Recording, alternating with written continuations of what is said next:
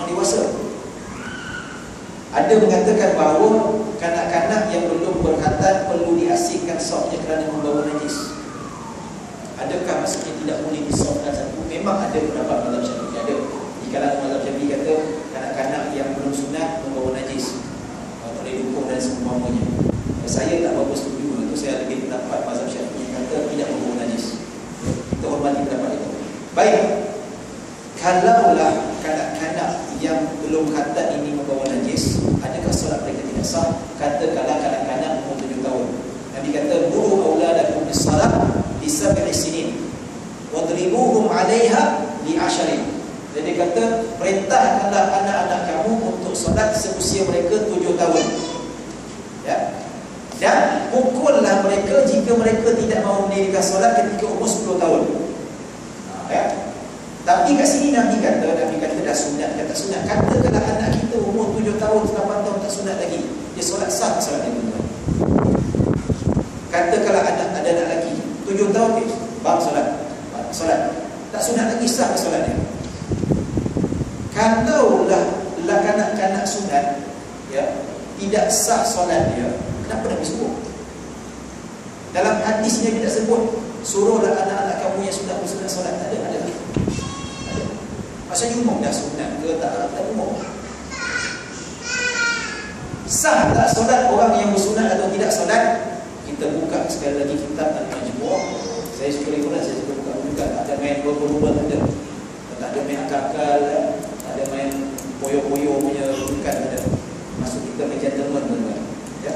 Kita buka dalam kitab Al-Majmu' nak mengetahui adakah sah orang yang tak bersunat tapi sah solatnya. Okey.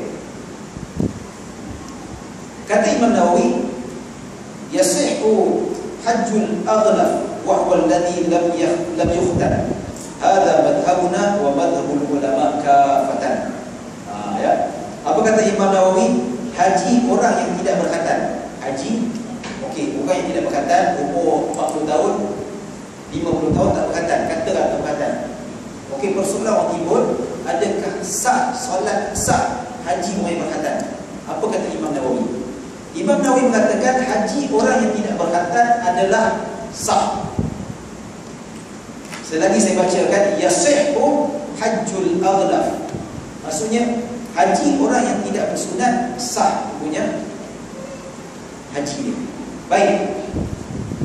Jika haji orang jika haji orang yang tidak berkhatam itu sah, Imam Nawawi kata betul tak? Imam Nawawi kata orang yang tidak berkhatam, yang tak sunat, berubah tak sunat lagi tuan-tuan, pergi haji. Imam Nawawi kata sah. Kalau haji orang tidak berkhatam sah dia punya haji, apa tak lagi sunat? Betul tak? Maksudnya tawaf dia sah, sa'i dia sah, wukuf di Arafah sah, bermalam di Muzdalifah. Banyak rukun itu kan, banyak fardu. Sebab tawaf macam solat juga, haji macam solat juga, kedudukan ketinggiannya. Maka kalau haji sah, solat sah. Maka tak timbul kanak-kanak tu membawa najis. Kalau bawa najis tak sah solat tuan-tuan. Imam Nawawi kata sah. Baik. Ada orang takut. Ya? Ada orang takut. Ustaz, kalaulah kanak-kanak berada satu saf dengan orang dewasa disebabkan mereka tidak berada satu saf dengan kami, maka akan kurang pahala jemaah kami. Kenapa? Sebab tengah-tengah kami ada kanak-kanak yang membawa najis. Ada benar-benar betul tak? Maksudnya fadilat kurang, nanti saf putus. Betul ke tidak? Ataupun cakap sekadar ikut nafsu, tuan-tuan. Saya buka satu lagi kitab mazhab Syafi'i. Saya tak mahu buka Maliki, tuan-tuan. Saya tak buka Hanbali, saya tak buka Hanafi. Saya buka kitab fiqh Syafi'i juga. Apa nama kitab tu? Kitab Bughyatul Mustarsyirin fi talkhisi fatawa ba'dil a'immati minal ulama'il mutaakhirin. Nama kitab fiqh mazhab Syafi'i Bughyatul Mustarsyirin, dikarang oleh Syekh Abdul Rahman bin Muhammad Ba'alawi. Dia seorang ulama yang dah tinggal lama dah, pada kurun ke-13 Hijrah, ya, ulama terkenal mazhab Syafi'i daripada Hadramaut. Sekarang kitab Bughyatul Mustarsyirin. Dia kata apa? Law kana saffi man la tasihhu salatuhu li nahwi najasatin aw lahnin aw kana ahlu saffil mutaqaddimi kadzalik lam tafut fadilatul jamaah ala man waraihim.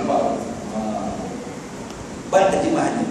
Jika ada di dalam saf sesiapa yang tidak sah sembahyang dia, contoh kita sembahyang, tiba-tiba seorang di antara kita tu ada yang tak solat sembahyang. Kerana apa? Kerana ada najis di pakaian, poket dia najis ke, ataupun dia tak cuci najis dengan betul ke, tak cebok dengan betul ke, atau ada lahan seperti membaca Fatihah yang salah. Ramai-ramai ni baca Fatihah kan? Bismillahirrahmanirrahim. Alhamdulillah. Salah yang jelas. Ataupun waladdallin. Tak sah sembahyang dia, adakah dia akan mengganggu fadilat tu? Apa kata Syekh Abdul Rahman Al-Ba'alami? Dia kata lam tafut fadilatul jama'ati ala man waraihim. Maka tidak luput fadilat jemaah bagi mereka yang berada di belakang. Nampak? Katakanlah kanak-kanak bersunat ni tuan-tuan membawa najis, katalah lesi nak sangat ambil. Ya? Dia dah tak sangat dengar. Kata Syekh Abdul Rahman Ba'alami kata tidak mengganggu fadilat orang lain, sama saja. Kalau tuan-tuan sembahyang 27 dapat 7 kadar. Jadi ini kata mazhab Syafi'i tuan-tuan.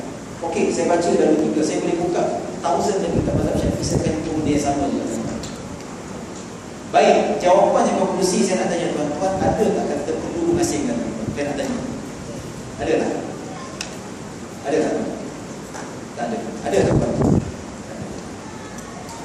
Tepuk dada tanya iman. Tepuk tanya dah makan dulu. Konklusinya tuan-tuan. Pertama, disunatkan meletak golongan dewasa di saf terawal terutama di belakang imam untuk tujuan membantu imam jika salah atau lupa di dalam solat. Selain itu, ia menjadi contoh kepada orang yang belakang. Maksudnya letak belakang solat di belakang imam untuk dia lebih afdal, kefahaman tentang solat itu, faham tentang fiqh. Kedua, jelas di dalam hadis bahawa saf kanak-kanak sama atau setanding dengan saf dewasa. Bukti hadis Ibnu Abbas. Nabi letak sebelah dia. Ya, Nabi letak dalam sebelah dia. Maksudnya sama dewasa dia. Hujah. Maksudnya berdalil. Kanak-kanak yang mendahului orang dewasa dalam mengambil tempat di dalam saf depan, maka tidak seharusnya kanak-kanak itu dikenal belakang. Baiklah, belakang. Siapa dapat dia first? Kanak-kanak bukan sahaja boleh berada dalam barisan saf bersama orang-orang dewasa, malah kanak-kanak diharuskan menjadi imam solat. Yang mana jemaahnya terdiri daripada golongan dewasa. Ketiga, jika di dalam saf solat tersebut individu yang membawa najis, maka ia sama sekali tidak menjejaskan fadilat solat jemaah untuk jemaah lain, dan begitu juga tidak menjejaskan keabsahan, kesahihan solat jemaah tersebut. Dia tidak mengganggu. Jangan takut. Kata kalau kadang-kadang tak sunat buat najis, tak sah, tak ada, dia tidak mengganggu kita punya jemaah itu. Ketujuh, tiada nas sama ada daripada Al-Quran ataupun hadis secara jelas yang menganjurkan agar diasingkan saf kanak-kanak daripada orang dewasa. Begitu juga tidak termaktub di dalam mana-mana kitab mazhab Syafi'i. Wallahu ta'ala a'lam. Sekian. Wabillahi taufiq wal hidayah. Assalamualaikum. Macam pidato ada nanti. Jelas tuan-tuan Itu konklusi baca. Konklusinya tuan-tuan, apa kita dengar kita perlu beramal, kita dengar tuan-tuan. Baik, susah kata mazhab Syafi'i tak ada asing-asing, sama saja. Konklusi. Kanak-kanak, adik-adik, apabila masuk dalam pasal, ambil sopan. Anda pakcik-pakcik tak dapat, dia. Betul? Betul? Okay, dia belakang-belakang. Sorry pakcik ya. Cakap baik-baik lah, cakap sorry bro ya, macam itu.